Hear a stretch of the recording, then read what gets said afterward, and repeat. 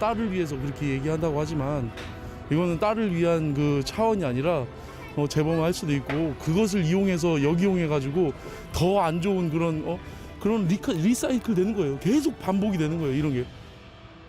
딸의 장래를 위해서 절대 신상공개해서는 안 된다고 생각합니다. 왜냐하면 앞으로 그 아이는 인생을 몇십 년, 몇백 년까지는 안 가도 살아야 되는데 그게 인생의 꼬리표로 따라다닐 수가 있으니까 신상공개는 절대로 해서는 안 된다고. 저는 공개를 해야 된다고 생각합니다. 피해자분들의 가족분들의 2차 피해가 우려되는 점도 있지만 어떤 행동을 할지도 모르기 때문에 공개를 해야 하는 게 맞다고.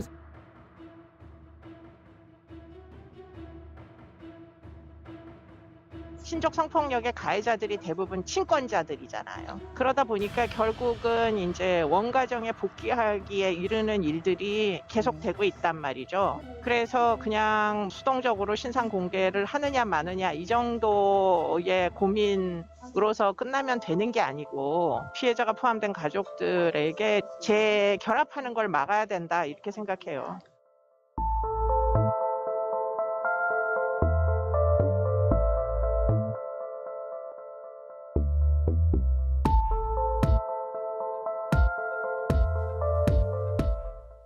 이슈K 시간입니다. 친딸을 성폭행한 아버지의 신상 정보를 공개하지 말라는 법원의 판결이 있었습니다. 피해자가 2차 피해를 받지 않기 위해서는 적절하다는 옹호론과 재범의 가능성을 키우는 것 아니냐는 비판론이 팽팽합니다. 친족 관계에 의한 성폭력 범죄 어떻게 바라봐야 할지 오늘 황지영 전주시 인권옹호관 최용호 변호사와 함께 짚어보도록 하겠습니다. 두 분 어서 오세요. 네, 안녕하세요. 먼저 이번 판결 어떻게 보시는지 먼저 최 변호사님.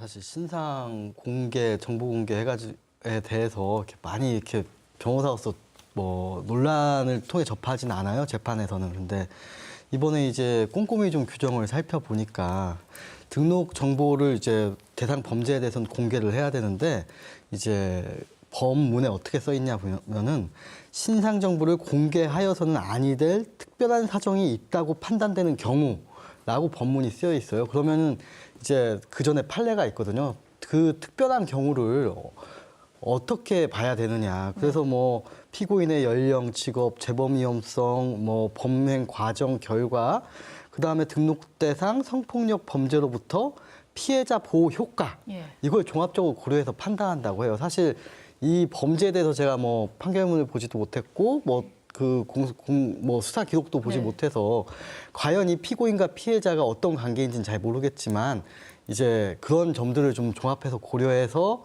좀 판단하지 않았나 그렇게 생각하고 있습니다. 옹호관께서는 어떻게 보시나요?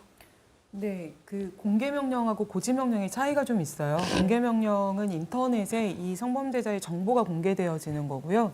고지 명령은 이 성범죄자가 살고 있는 주소지, 실 거주지들이 전부 다 공개되어서 우편으로 그 지역에 이제 가는 거거든요. 그렇게 되면 주민센터에 30일 정도가 게시가 되고요. 학교나 어린이집, 유치원에 모두 이제 우편으로 가고 아동 청소년 자녀가 있는 이제 가정에도 우편으로 이제 고지가 되어지거든요.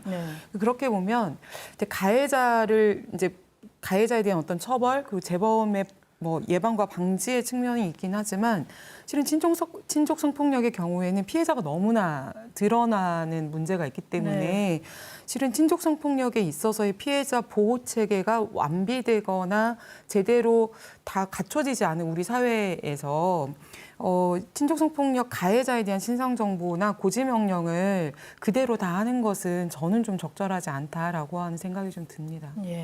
그런데 이제 이렇게 신상 공개를 제외하는 것이 형평성에 좀 어긋난다 이런 의견도 있고요.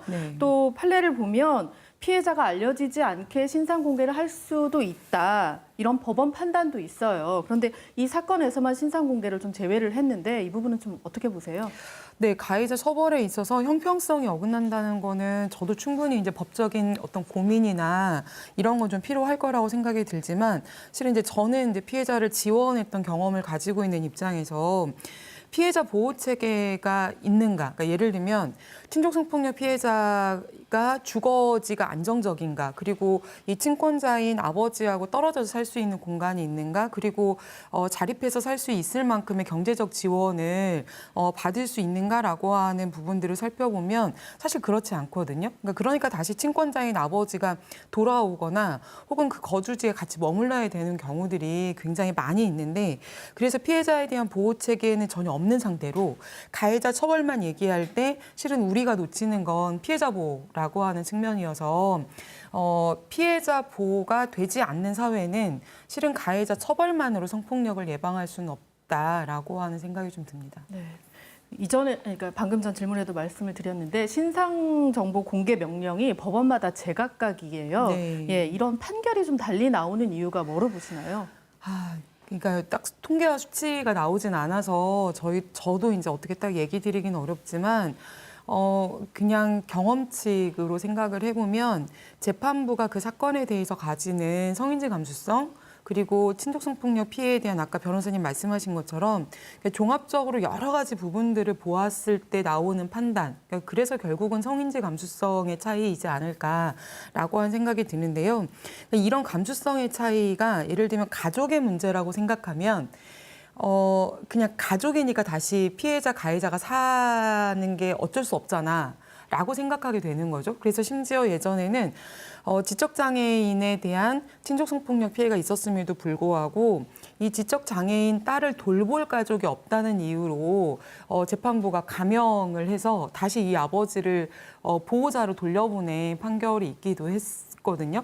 그러니까 친족성폭력에 대한 재판부의 판결, 그리고 신상정보나 공개 고지 명령에 있어서는 재판부의 조금 더 성인지 감수성이 차이가 있지 않을까라고 하는 생각이 좀 듭니다. 네. 재판부의 성인지 감수성이 다름에 따라 판결이 달리 나온다면 좀 문제가 있을 것 같은데 최 변호사님 좀 어떻게 보세요? 이게 아주 뭐 간단하진 않은 것 같아요. 당연히 피해자 보호도 필요하겠지만 이제 친족에 따른 성폭력 범죄라는 건 굉장히 위중한 죄거든요. 특히나 아이 하나이를 때리고 폭행해도 사실 그 아이에겐 평생 갈 상처인데 그 뭐 친족에 의해서 성폭행 당했던 그 아이는 도대체 어떠한 그 상처를 받았을지 상상조차 하기 힘든 상황이죠. 근데 생각해 보면 그냥 일반 성폭력 범죄도 정보가 공개가 되는데, 신상 정보가 공개가 되는데, 그런 위중한 죄를 지은 이 범죄자에 대해서 신상 정보가 공개되지 않는다고 한다면 오히려 더 형평성 차원에서 오히려 친족에게 더 혜택을 주는 거잖아요. 네. 그래서 기본적으로는 신상 정보를 공개한다는 입장일 거예요. 근데 다만 이 친족에 관한 범죄는 너무 어려운 게 그 피해자랑 가해자가 다시 만나야 되고 네. 그 가해자는 어떻게 보면 가족이고 그 친족을 피해자를 또 보호해야 될 뭐 어떠한 입장이란 말인 거죠. 그래서 아마 재판부에서 그러한 좀 것들을 보면서 뭐 무자르듯이 이거는 뭐 이거는 공개하지 않아 이렇게 되진 않고 좀 그런 상황들을 개별적으로 좀 판단한다 그렇게 생각해야 될 것 같습니다. 사건의 상황에 따라서 판단을 한다고 말씀하셨는데 나도 모르게 내 주변에 성범죄자가 살고 있다 이렇게 생각하면 불안해하시는 분들 많을 것 같아요. 신상 공개에서 제외되면 성범죄자 정보를 어디서 뭐 찾아볼 수가 없는 건가요?